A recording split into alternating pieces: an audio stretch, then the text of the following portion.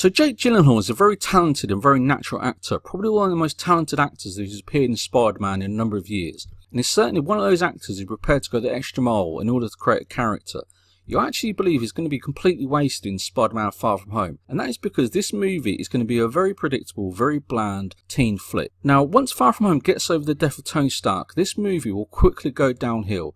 There will be no character depth, no backstory, it will not be interesting in any way whatsoever. And the reason is, it's going to be based on these three characters. So it's going to be based on Molten Man, Sandman and Hydro Man. Now as you can see, these are essentially just been watered down. Sorry to use the pun of Hydro Man, but there's actually no character depth or backstory. Even their facial features have just been removed. And the actual plotline of this movie will be based on Mysterio battling against these three monsters in order to gain the trust of Spider-Man. Yet it's all obviously going to be staged. It is Mysterio staging these fake fights to show to Spider-Man that he can work alongside Spider-Man to defeat these monsters, or elementals as they're referred to as. Yet this is the whole boring point of this movie and why it's not challenging.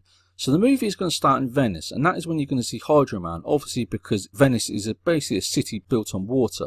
There's going to be no challenging or interesting elements of this movie whatsoever. They're going to play it so safe, it's going to be so predictable. And then it's going to move on to London, which is obviously a city mostly built of brick, where they're going to introduce Molten Man.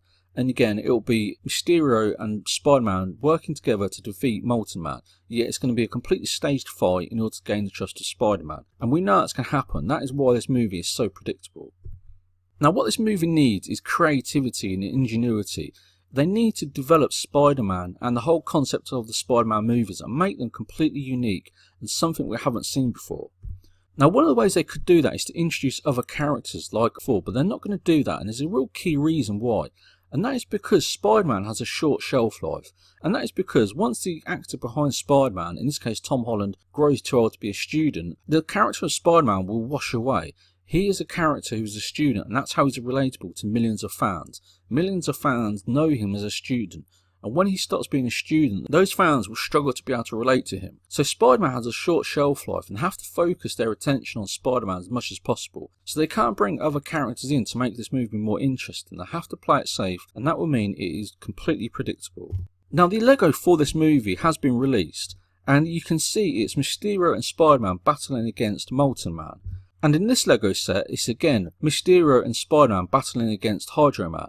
So it's completely predictable. We know what's going to happen. We can see it in a Lego what the plot line is. You don't even need to watch the trailers to understand what's going to happen. But if you're not sure at this stage, this is the Lego set that really gives it away. So this is the Stark Jet and the drone attack. So what this is Mysterio fighting or battling against Nick Fury, Happy Hogan and Spider-Man using the Stark Jet.